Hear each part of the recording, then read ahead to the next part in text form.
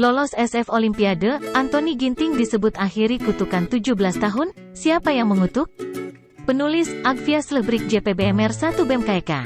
Anthony Ginting baru saja lolos ke semifinal Olimpiade Tokyo 2020 cabang badminton setelah mengalahkan Ander Antonsen dengan rubber game, tepatnya dengan skor 21-18, 15-21, dan 21-18 pada pertandingan yang berlangsung Sabtu pagi, tanggal 31 Juli tahun 2021, waktu setempat.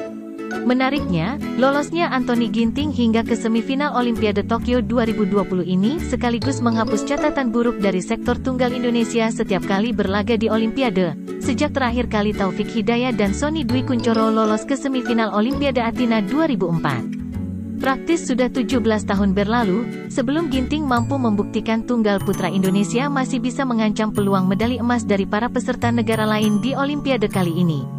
Meski perjuangan masih belum rampung, tetapi catatan prestasi ini tetap perlu dihargai. Kita doakan bersama Ginting berhasil memenangi 2 laga tersisa, supaya bisa menyamai catatan Taufik Hidayat, yang dikenal sebagai idola pemain berdarah suku Batak yang lahir di Cimahi tersebut. Kenapa harus disebut mengakhiri kutukan sih? Namun, membaca pemberitaan soal lolosnya Ginting ke babak semifinal Olimpiade Tokyo 2020 ini, saya terus terang tidak setuju kalau sampai ada yang menyebut Ginting mengakhiri kutukan yang telah berlangsung 17 tahun lamanya. Come on, kutukan apanya? Siapa yang mengutuk? Apakah Dewa-Dewi Athena? Apakah dukun dari negara yang diwakili oleh lawan-lawan pemain Indonesia pada Olimpiade yang berlangsung setelah Olimpiade Athena 2004? Silakan saja kalau memang ada buktinya, bahwa misalnya suatu ketika ada seorang dukun yang diberi orderan oleh negara tertentu karena mereka putus asa sekaligus marah besar karena bertahun-tahun lamanya nggak bisa mengalahkan pemain Indonesia di lapangan, lalu sejak kutukan itu dilancarkan, maka mulai runtuhlah dominasi Indonesia di cabur bulu tangkis dunia. Kenapa sih harus menyebut kutukan? Kenapa tidak pakai istilah catatan buruk, atau prestasi suram, atau kata-kata lain yang memiliki arti serupa, tetapi jangan pakai istilah mistis sih?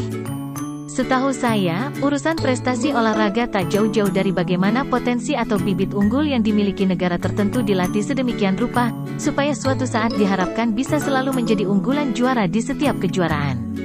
Saya mendengar China memiliki semacam kamp pelatihan begitu, mirip PB Jarum kalau di Indonesia, di mana para calon atlet sedini mungkin dikarantina di sana, supaya bisa dilatih siang dan malam demi prestasi atlet China dapat menguasai badminton dunia. Tak heran jika negeri tirai bambu itu kerap merajai berbagai nomor badminton, dengan usia para pemain yang terbilang masih belia. Kunci lain dari prestasi badminton suatu negara adalah proses generasi pemain yang tidak boleh terlambat atau terputus. Ini mengingat adanya syarat tertentu bagi pemain yang ingin tampil di ajang seperti Olimpiade atau kejuaraan dunia, di mana ada syarat peringkat tertentu yang dipakai oleh BWF sebagai otoritas badminton dunia. Dukungan dari negara juga tak kalah pentingnya, karena pemain mana sih yang bisa terus-menerus dituntut berprestasi tetapi negara tidak mendukung? Ibarat kata, kalau juara ya syukur, nggak juara ya biasa saja.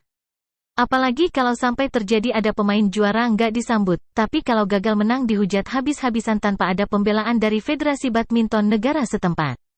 Siapa mau? Jadi, sekalipun saya tidak berhak melarang jurnalis manapun untuk memakai istilah kutukan, bagi prestasi suram atlet andalan negara kita di ajang kompetisi tingkat Asia hingga dunia, tetapi saya harap pemakaian kata itu mulai ditinggalkan, kecuali ada bukti yang bisa dipercaya dan dipertanggungjawabkan kebenarannya.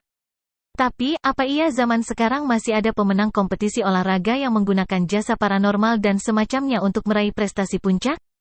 Bagaimana dengan membaca kitab suci atau rajin beribadah? Kalau yang terakhir ini, sekadar untuk ketenangan batin dan menolong bisa kembali bangkit setelah mengalami kegagalan, masih okelah hal-hal agamawi bisa menolong. Hanya, kalau urusannya soal prestasi, ya tidak ada korelasi langsungnya. Mau membaca kitab suci sampai 100 kali dari cover depan sampai belakang, atau berdoa 4-5 jam sehari dengan disertai puasa 3-4 kali seminggu, tapi kalau teknik bermainnya payah, skillnya nggak pernah berkembang selama 10-an tahun karena nggak pernah dilatih dengan baik, ya sampai tua pun tidak akan bisa berprestasi. Apalagi kalau misalnya induk organisasinya tidak pernah dikelola dengan benar, ditambah lagi duitnya kerap dikorupsi, pemain timnas hanya titipan dari pihak tertentu, bisa dipastikan prestasi yang mau dicapai hanya seperti mimpi di siang bolong. Begitulah kura-kura.